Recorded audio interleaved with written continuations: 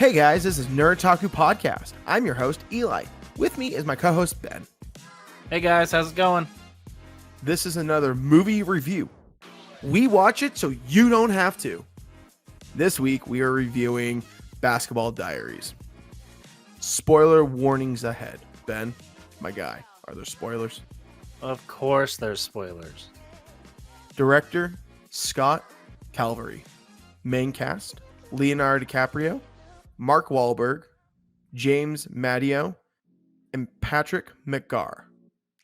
I'm going to read the synopsis, what they give you on IMDb. A teenager finds his dreams of becoming a basketball star threatened after he free falls into a harrowing world of drug addiction. The drug specifically in this film that was specified was dope, heroin. These guys got started on huffing, and then they started doing prescription pills and went from there, and they eventually went down to heroin, and they got just sucked into that. Overall, I gave this film a 7. My overall was a 6.25. This film pushed the boundaries of what you could do in a film without getting not rating. I felt like it pushed the boundaries that you could do with the reality of a biopic, because it was based on a true story, and it was uncomfortable at points. It was very unsettling to see the reality of what the 70s were in drug abuse and what these people went through, especially this main character, Jim, at 16 years old, which is mind-boggling to me that he got addicted at 16. I don't know. How'd you feel about this film? I felt uncomfortable at most points.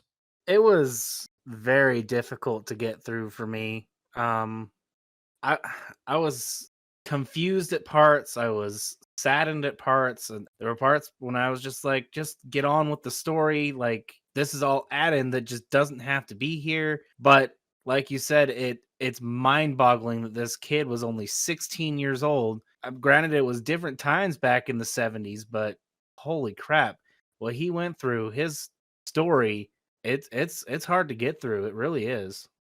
Yes, and when you watch the trailer, this trailer gives you nothing to grasp on. This trailer was like so confusing. You got really nothing out of it. There was no substance.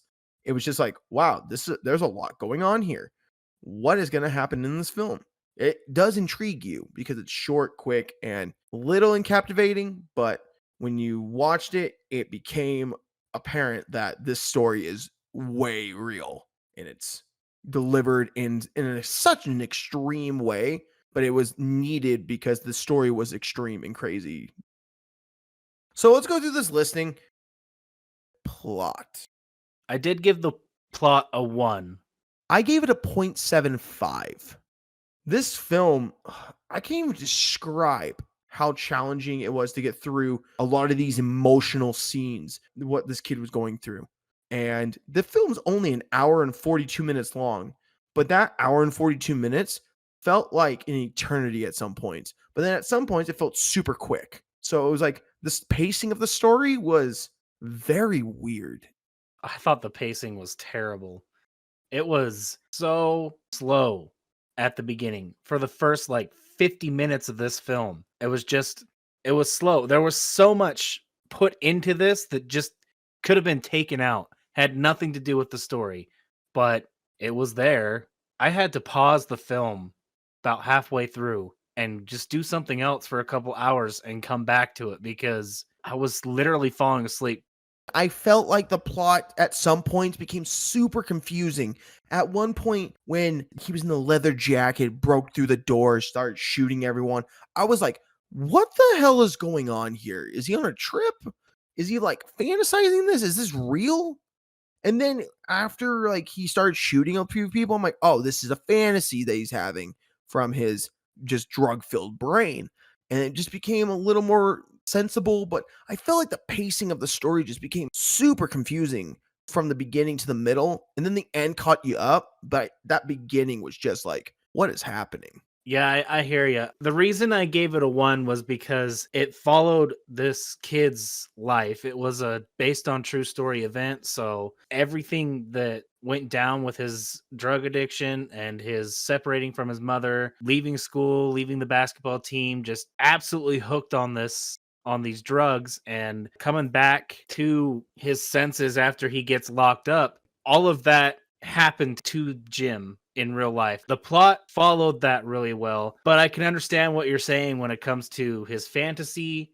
Why did they have to show him jerking off on the rooftop? Exactly. Like, what?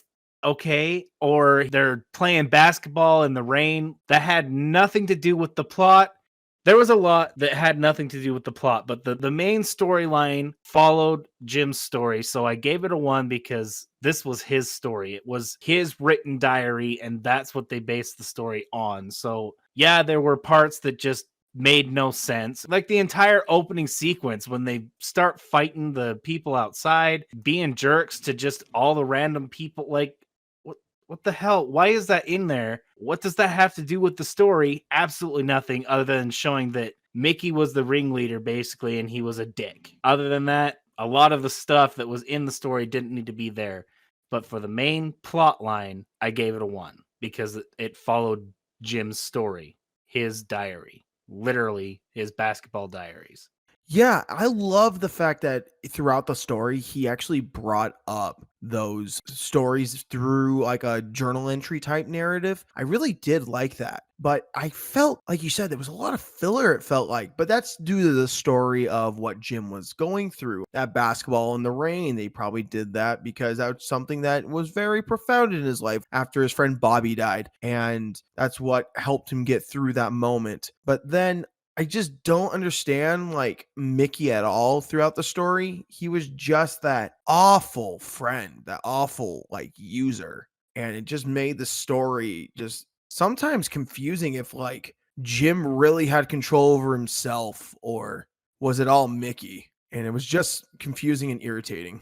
What I would say is Jim was a follower, not a leader, because he did basically everything that Mickey wanted him to do, and he just followed Mickey throughout basically the entire film until he got arrested and got clean and went back home finally and shared his story. I 100% believe that Jim was just a follower. I agree with you there 100%. And I love the fact that Jim, throughout the story, you saw the ups and downs through the plot. It went quick with his digression after you met that girl with Neutron. He just went downhill immediately. Wow, that was a 360 of, oh, I'm going to play basketball. All of a sudden, boom, we're going to just do coke and live. It was a lot. It was a lot. Also, why when Jim is like dying, Reggie takes him to his apartment instead of to the hospital? What medical background does Reggie have? Nothing, nothing. Nothing, as far as I knew. I think it was the fact that back in the 70s, if you remotely did drugs, you would just go to prison. I feel like Ricky did that because he didn't want him to die, like die in jail from doing that. He wanted to make sure he was okay. Reggie, not Ricky. I don't know why I'm saying Ricky, Reggie. But it was just, I think that was why. But it was so confusing what was happening there. Acting. 0.75. I gave it a 1. I'm sorry, but the only good acting I saw in this was Leo in his drug state, his detox state. It was absolutely captivating. He showed exactly what people look like on heroin or on any type of drug. And when he's going through detox, like you feel bad for the poor kid because it's painful to watch. He's going through this state crying and screaming out for pain because that's what happens when you go through detox. Your body literally just kind of it became so dependent on this drug that your body feels like it can't live without it and you're just in pain. And he shows that. I didn't feel anything from Mickey other than I wanted him to just get out of the fucking story. Neutron was in the story for the first 20-30 minutes. Well, he was probably there for about 40 minutes or so, but after they really started getting into heavy drugs, Neutron just kind of faded. Pedro was the comedic relief. He was fun, but there wasn't much coming out of him. I just the only person I can really give acting to was Leo in this one. I really thought Leo's performance was outstanding for the sensitive topic that he was doing what he did at the age he was. Yeah, he was 21 when the film came out. I thought that his role through that detox, like you said, it was spectacular. It was breathtaking. Just seeing the raw emotions of it. When you watch a movie like Ray Charles, who was addicted to like drugs and all that, you saw him have the shakes and all that. Leo did this where he didn't have a bathroom in a rehab center. He was just sitting in an apartment. You could see the puke on him. You could see everything. And it was just disgusting. It was uncomfortable at some points. Holy shit. That's awful. Like, I've done some drugs and I never went through that. I went through a little puking, but I never went through the levels he did because I never went that hard in my life. And that was just so hard. I love the scene at the end where it was him and his mom, and he was at the door knocking and crying, like, "Mom, help me." And you saw the emotion that his mother was giving. It was just so, you could feel it that the mom was about to give him the money to let him leave, but just crying because he was calling her names and all this stuff. And she just crumpled that 20. And I'm like, oh my God. My dad did that stuff as a teenager and all. And I'm wondering how my grandmother dealt with it, just going through that. I don't think my dad ever went to her for that. Just feeling that, where's my son? Is he okay? It just hurts. And you can just feel it through the mom that she was just heartbroken. And her calling the police was the best thing she ever did for him. And man, that would have, I was rooting for Jim sober up in that apartment and like stay clean. I was rooting for him. And then he broke and took the money. I'm like, back at the dumbass drugs. But Leonardo was just so good. Mark Wahlberg, for the acting he did, was really good, but the character was just so rough to deal with. I liked Pedro too. Those two, Mickey was annoying as hell, but Pedro made it so that his annoyance, I just forgot until Pedro was gone from the story. I was like, damn it, because Pedro made it funny. I loved him when he was sipping his milkshake and he was just like, I don't give a fuck. I'm high, sipping his milkshake. And then I love that meeting between those two, Pedro and Jim, at the end, where Pedro got out and he's like, yo, man, I got a gift for you. Some of the finest dope in Manhattan. Why don't we do it like old times? And then you saw Jim go, no, man, I can't. Just that interaction of Jim as the character really did well. And I love how Leonardo approached that. He's young as an actor, and he just did What's Eating Gilbert Grape. So I just love that he bounced and kept his high intensity of acting going. That's why I gave it a 1. I just felt like Leonardo DiCaprio carried the film to where he won a couple awards for it for an outstanding performance. I just felt like he did such a great job. I agree. That's why it's a 0.75. I just didn't feel anything else from anybody. Yeah, I understand from that. I understand your point. Character development. 0.5. I gave it a 0.75. How? 0.5 was generous. I felt Leonardo DiCaprio's character was really, his development was everywhere. And I felt like he was the only one who did develop. And that's why I like the fact that he was going through his story. And yes, at the low point of his development was when he let that dude suck him off. The prostitution scene. Just said what I saw. That was uncomfortable as hell, but he realized that he did what that teacher wanted to do to him, and he was disgusted with himself, but he didn't know what to do. And then he was desperate. Only way he was able to survive through this was doing that. And I felt like the development was very well put for him.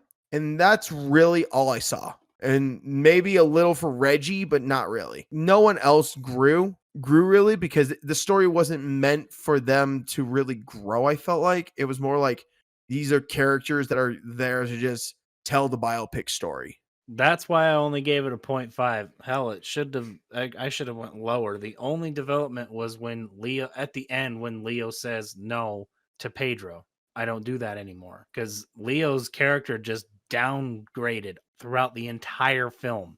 Jim just went down. The only reason he did that prostitution was to get the $30 to get the drugs from that guy on the street, which was fake, and that's why they chased him down and He ended up falling off a roof. There was no development anywhere except I could give it to mom because she didn't let him back in. She ended up calling the police to get him the help. Yeah, and the mom really did develop well because she went through that process of him suffering with the beginning stages of the drugs when he did the cocaine and when he started heroin and then decided to kick him out and then never let him back in because he was toxic and she didn't want that in his life. Yep. There was no development throughout, so I couldn't give it more than a 0.5. I still think I'm being generous with that. I felt that moment when they were in the bar, when he was looking at the TV, I felt like there was a glimpse of something going to happen. He was like, I wanted to do that. He was so mesmerized by Neutron being on TV. He was like, that could have been me. And the only reason why he stopped looking at the TV was because of Mickey, because Mickey was forcing him to do that. Mickey was, I think, the reason why Jim failed at life. And it was hard to watch. It was so hard to watch the development of Mickey becoming more and more of a toxic person because when you watched in the beginning, yeah, he was an asshole. It was the four of them. And Neutron came leveled head and he was part of the group. But then when Neutron left, Mickey was able to just take control of everything. It was saddened. I was very sad by it because I think the story and the character development could have been so much better if Neutron was part of that still. And I wish he was, but I understood why Neutron left and didn't want to follow. Sound and music. 0.5. I gave it a 0.75. The best part was the detox scene, in my opinion. That had the intensity that was needed while Leo was sitting there trying and shivering and crying in pain and trying to get out past Reggie. That 3-minute block of him going through detox. But other than that, there wasn't really anything that was too captivating to me. Nothing that really pulled me in. I felt throughout the movie there was good points for music and there was okay points.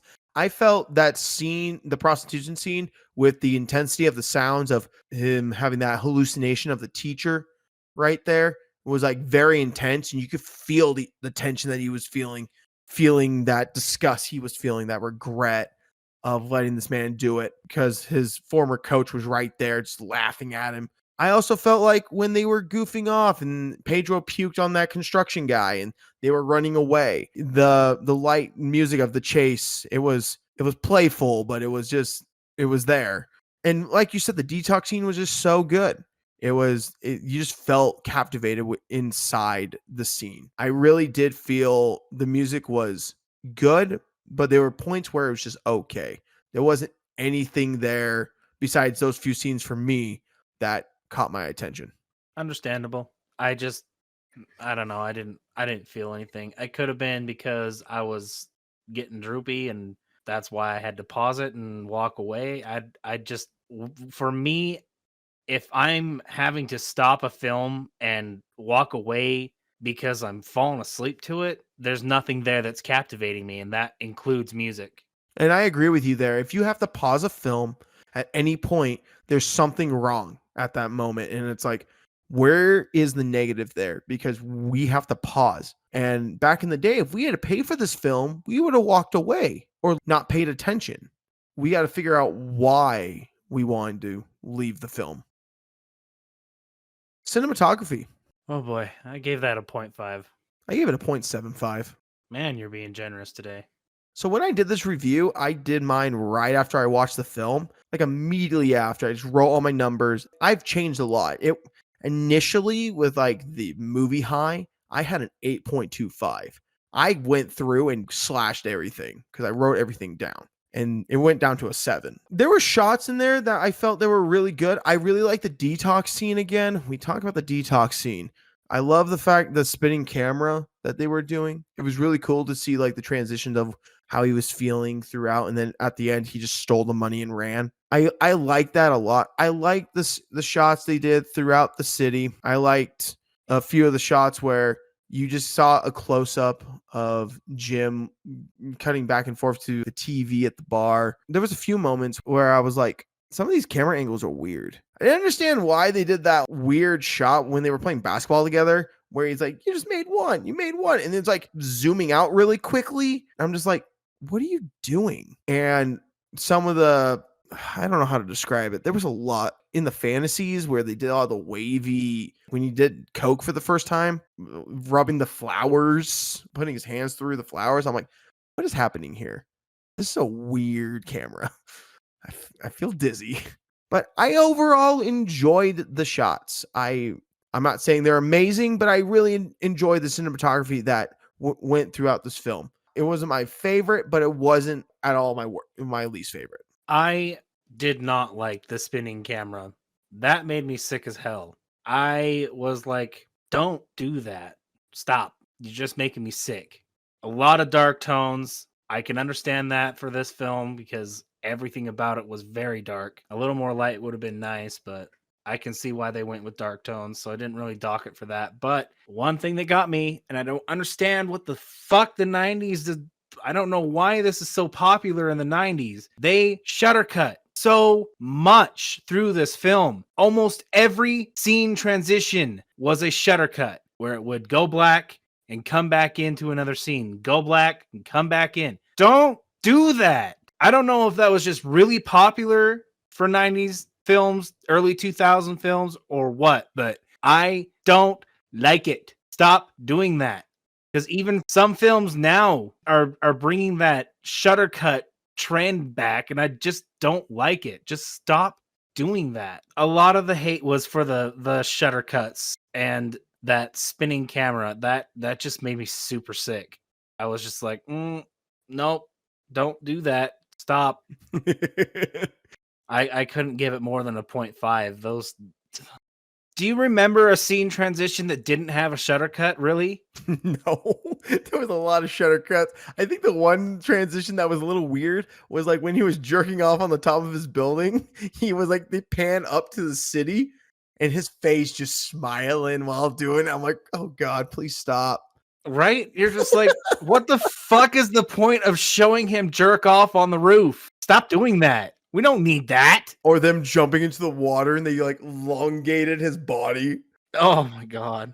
Now I know why they're shirtless in the trailer. Exactly. Because they were jumping into the fucking water. The trailer gave away nothing, like you said. I was so confused by the trailer, and then little bits and pieces start connecting as you actually watch the film. Why was that even in the trailer? That has nothing to do with the main story, but what the fuck ever, sure. Exactly. There was no point in that.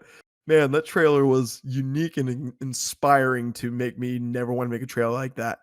Right? I had to dock it because I swear to God, every transition was a shutter cut, and it just drove me fucking insane. Yeah, I don't blame you there. The cinematographer was Dave Phillips. He passed away in 2017, but he won one award and then got a nomination. He got an award for the film To a Random. Never heard of that film in my life. And then he got nominated for for a VMA for Marky Mark and the Funky Bunch. Good Vibrations. Well, watching this film, I can kind of see why he only got one award. Actually, he's well known for cinematography for Basketball Diaries, To a Random, Peruse, and Marky Mark and the Funky Bunch. He did few films far in between after this. He did the Little Death High Life TV series. He did Martin and Orloff, Beer League, Saturday Night Live, The Cookout 2. Yeah, he didn't do much. He was really just an okay cinematographer. He did a lot of music videos in the 80s, mid 80s, early 90s. That's what he was really well known for. And I could see it in the experience throughout this cinematography that he was not really experienced in film. I liked some of the shots he did, but overall it was okay. The spinning, yes, I understand that would make anyone nauseous if they weren't ready for it. And I found it intriguing to me because I never would have thought of doing that type of shot as a videographer myself. I would have never thought of that because that was a weird shot to do. And I'm like, oh, that's intriguing. It's something different. Something different that makes your entire audience sick. Hey, we're not watching Battlefield LA, okay? With the shaky cam or Cloverfield. Those made me nauseous as hell. Agreed. Directing. I gave that a 0.75. I gave it a 0.75 as well. I felt the direction that this director was going was very unique and intriguing.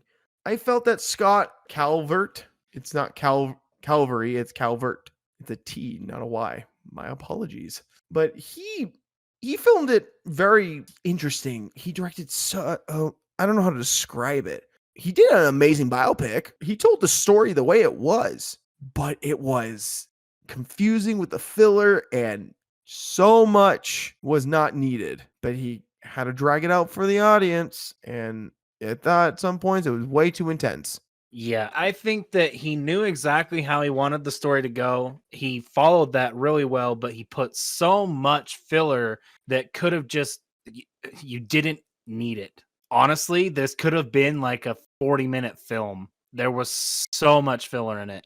Another thing, Pedro climbs through the window when they break into the malt shop. After they broke the window, when they could just hit the locks, they could reach in and get the locks. No, Pedro climbs through that broken ass window, turns around, unlocks the door where their hands were literally just touching the locks. They were so frustrated with the lock, like, God, Pedro, get in there. They were just like, fuck this.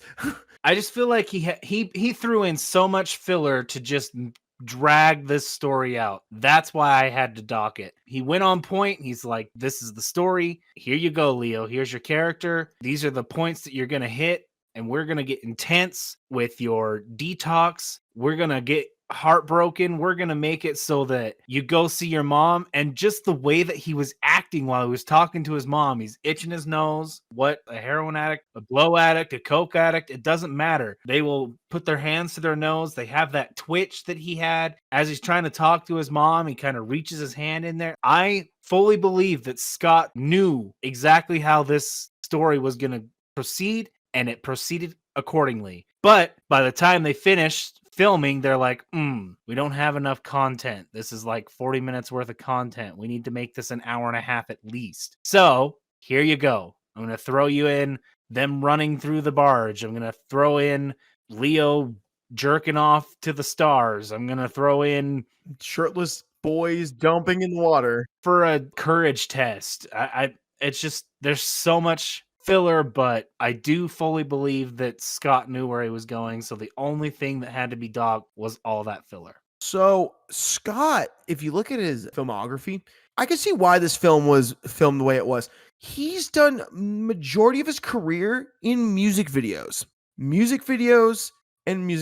I could see here. Okay, let's see. There is one. Nope, Cyndi Lauper. He did Basketball Diaries. Basketball Diaries was his first movie. That was his first director movie, and the rest of it was music videos. He did music videos for Tupac, Marky Mark, Shaquille O'Neal, Salt and Pepper. He did a music video for Fat Boys, Billy Ocean, LL Cool J. The list goes on. But he was mainly known for a music video director, and I could see that in this film where it felt like there was a lot of filler that he put in because he didn't know what to do, because he only knew how to portray a music video type setting. Yeah, music videos back in the day could be like short films, almost 4 to 7 minute things. But for an hour and 42 minutes, it felt like it was a little longer. It felt like 2.5 hours because of how much filler there was. And I lost the track of time because I watched it with someone else and we just never stopped. But it just felt so long at some points. By the time I got halfway through, I paused it and I'm like, I still have another half of a movie left. Are you fucking kidding me? So that's when I took my break. I was like, no, Jesus, fuck. I have to get away from this screen. I am falling asleep. Yeah, no, I felt that at some points, but I never paused it personally. Attraction. I only gave that a 0.25. I gave it a 0.5. I couldn't give it anything other than a 0.25. The only real attraction that came out of this movie was Leonardo DiCaprio's acting. Other than that, it was it was hot garbage, bro.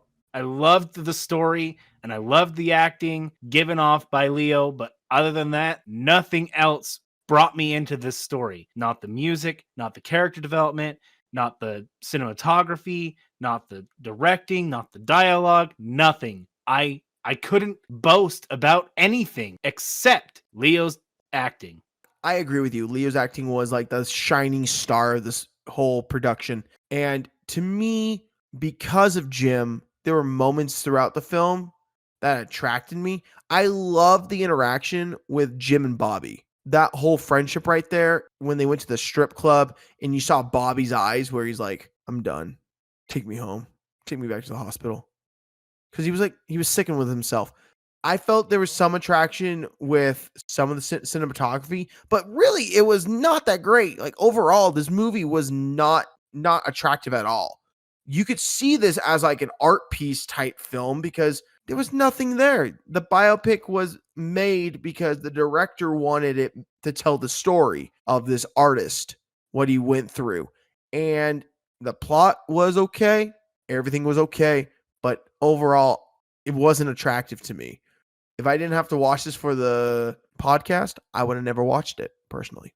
So what gave it the 0.5?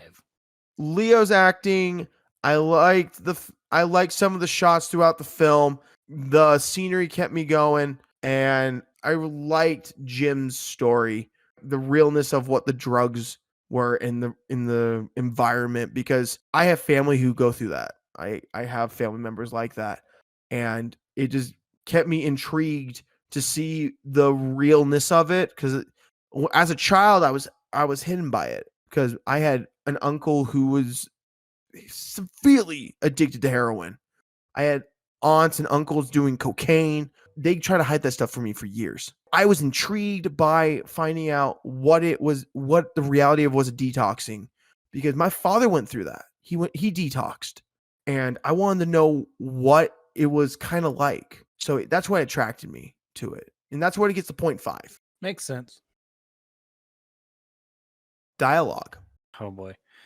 I'm being generous with a 0.5. I gave it a 1. I loved the diary entries that he was given throughout the whole story.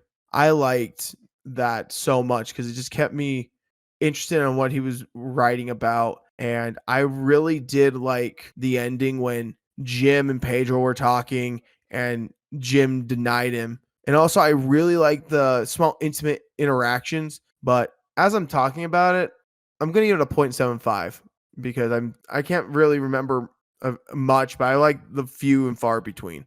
This dialogue was garbage. There was one line that I pulled from this film that I really liked, and that's Jim's mom saying, "Idle time is the devil's plaything." But that is the only line that came out of this that really popped to me. Other than that, it felt like kind of like a high schooler wrote this script. It was absolutely terrible. I'm sorry. The only thing that made it captivating was the acting. Other than that, if you listen to the dialogue, if you listen to the words, or you read the script, you will see that this fucking script was just absolute shit. 0.5, super generous. Super generous. Just watch 10 minutes of it. Anywhere in the film, 10 minutes of it, and you'll see what I'm talking about. It seriously seemed like it was written by a high schooler for a quick high school project, because nothing was captivating. Nothing pulled you into this story. It was just lines delivered on a page. The writers for this film were Jim Carroll, the guy who actually told the story, and Brian Goldbloff, or whatever his name is. Well, they need some writing classes because that dialogue was shit. Other than that one line was, like you were saying, was listening to the narration through the diary. The diary narration was great, but the film itself, I'm serious. Just find a 10-minute spiel. It does not matter where you start. Look at 10 minutes of it and you'll agree with me. It is shit. You can look at Brian, the writer, and you could see that Basketball Diaries was one of his first major screenplays, and it was obvious. You could tell the writing was below par. For me, there was moments that I really enjoyed, like the ending and with his mom, but really there was nothing beyond that substance-wise. Give me one line that popped to you. One line that popped to me, I felt, let me think. If it popped to you, It would come straight to your head. It would be easy. The ending scene. The ending scene. Okay, quote it. It was when Leo and Pedro were meeting up. Leo was about to walk in, and then Pedro goes, "Hey, man!" And Leo's character Jim turns around, and they start talking back and forth. And you see Pedro talking, going, "Hey, did you hear about Mickey? He pushed some dude off a building and killed him. He's getting 5 to 15." And Jim's like, "Oh man, that's rough." Then Pedro was offering him the drugs, like, "Yo, man, I got you a gift, the finest dope in all of Manhattan." And then you feel the line that Jim sits there, he thinks about it for a second and goes, "No, man, I can't do that. I got a thing inside. You can come. You can come if you want." And Pedro's like, "No, man, I got to bounce. I'll catch you later." And then they split. You saw Jim in that dialogue. He moved on. He never wanted to go back to that. And when he was writing in his diary in the jail, he was like, my mom has not visited me yet. And I'm afraid to talk to her about it. And it's like, yeah, I would be too if I went to jail and I have to confront my mom saying, "Hey, I fucked up." That's kind of hard. If I had to talk to my mama, oh man, that would have been one bitch of a time. But yeah. Was that the only line? That was one of the few only lines. Or when the dialogue, when Jim was like screaming at Reggie to let him out. "Please, Reggie, please." Like you just felt he was dying. The acting was so good and the line was delivered so well. That was ad-libbed, by the way. Not part of the dialogue, not part of the script. Ad-libbed. But it's lines in the film. I didn't know it was ad-libbed. I thought it was written. That's why I said it. That's why I still gave it the 0.75. All right. I can see where you're coming from, but I feel like I was being very generous with a 0.5. Scenery. Again, generous with a 0.5. I gave it a 0.5 as well. There wasn't much. It was very dark. It was dark toned. There were pretty parts where, they're jumping from the cliff. That was pretty. That whole scenery was great. It looked great. But most of the time it was just spent with them in dark alleys or breaking into places, masturbating on the top of a roof.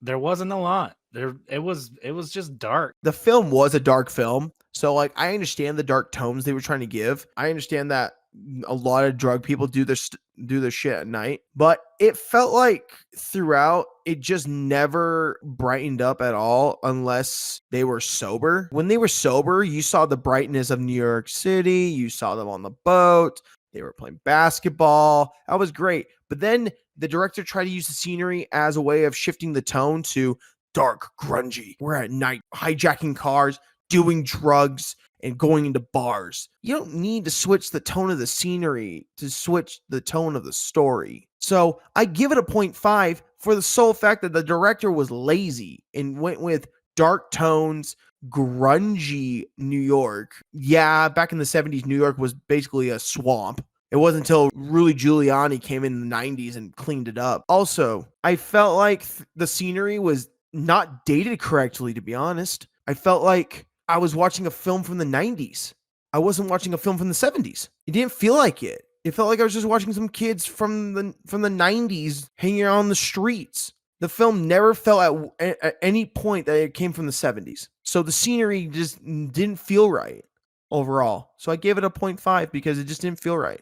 Speaking of director getting lazy, I agree with that because multiple shots were done in one room. The drug addict's hole. Yeah. I guess you could call it, where all of them hung out. Almost 50 minutes worth of this film was just there. Exactly. Also, I felt the film went really weak when they tried to change the scenery when they were in the playing basketball in the rain. They're like, "Oh, was that some water?" You could tell it was a sprinkler. You could immediately tell it was a sprinkler. And it was like, wow, you just made that scenery just kind of weird where they were slapping each other's ass and fucking take their shirts off, take their pants off. They're fucking on the hoop doing pull-ups. It's like, what the fuck is going on right now? There was a line that Mickey's like, he throws the bottle of alcohol and he's like, "Shit happens, man." I'm like, where the hell do you come up with this stuff? Back to the scenery. Sorry. I had to bring that. That was just something I just thought when we were thinking about the basketball scene. Oh, that whole scene was weird. Well, hell, if we're gonna go back to dialogue real quick, how about that lovely as the guy is falling from the roof, that cartoonish I yell know. that we heard? I know. Yeah, that was great. I was just barely thinking about that, but yeah, beautiful. That Anyway, was so good. But back to scenery. Like I said, lazy directing through the scenery. And I'm going to just leave it with that. It was just lazy. agreed. Recommended. I gave it a 0.5. Wow, you were so generous. Very, very generous. I gave it a 0.25. In fact, just talking about it is making me gonna drop it. So yeah, that's going to a 0.25. I will say this now. This film, I could see why it is nowhere to be found on a streaming platform. There's no way this film in today's standard could be played on a streaming platform. There's no way. And I could see why. This story is hard to watch. It's really grotesque in some points. It's very hard to understand. The characters were really rough. It was a very rough directed film. You could see it. And I can't recommend this to anyone because the only bright points were Leonardo DiCaprio's acting. And I bet this was a movie that he wanted to forget too. I don't feel this film is justified to recommend to anyone because it's such a really rough watch. Yes, I did sit through the whole thing in one take. Yes, I did enjoy some of the moments. Very little, but I could not recommend this to anyone because it's just lazy. It's just lazy directing, lazy scenery, lazy undertones. The acting was great for a couple things but nothing else, and the character development was really not there. I agree. I cannot recommend this to, oh boy, I just can't. I'm sorry. Even to my fellow based on true story events, I cannot tell you with good conscience to go watch this film. It was not good. The acting was the biggest uplift to this entire film. Everything else was just, like I said, I had to pause it halfway through, thinking that I was further through, was not even close to being done. I can't stress more than what I'm saying. It's bad, guys. It's just bad. I didn't enjoy it. I really didn't. We watch it so you don't have to. 100%. Overall, this film had tones in the trailer of confusion, and it intrigued us. It did intrigue us to watch it, but as we said, the whole laziness, the whole undertones that they were giving were just bad. The plot was self-explanatory. It was a biopic about a guy who went through drug abuse and overcame it, but the acting was the only highlight. I will say that, and we will give this a not recommendation from both of us. Now, this week's, I ended with a 6.75. I ended with a 5.5. Wow, my guy. A 5.5. The acting was the best highlight. You can say that. The acting was the best highlight throughout this whole process. Overall, it was just a very slow film. Nothing happened until the last 30 minutes of the film, and that's really, really bad for an hour and 45-minute film. Yeah. I love based on true story films. This one, too hard to get through. Leo's acting is what brought out any type of attraction. And the only highlight that I can give to this was how he portrayed someone who's really high and someone who's going through detox, and he's just a kid trying to get through all of this shit going on, and he can't because of this addiction that he has. And I see it through in my job all the time. It's really hard for people. But the only thing that I can say that brought any type of attraction was his acting. Other than that, this movie is just really, really hard to get through. So yes, I cannot recommend it to anyone. As we wrap up this show with Basketball Diaries, we're going to be talking about next week's episode. Next week, we are watching Bang Bang You're Dead, a 2002 film that for some reason only came out on Stars back in the day. The trailer intrigued me to the point where I was confused. I think the story is self-explanatory, but I don't know how I feel about it, so I'm going to give it a 5.5. I'm very confused by this plot line.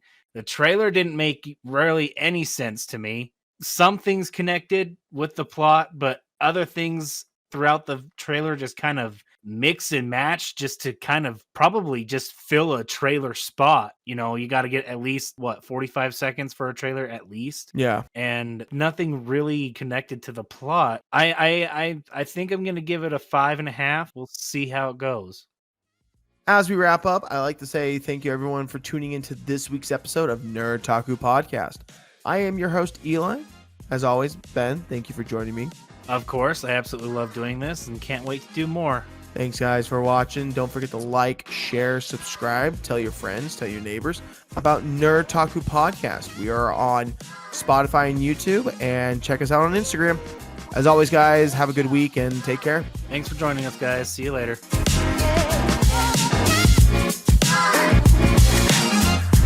Thank you.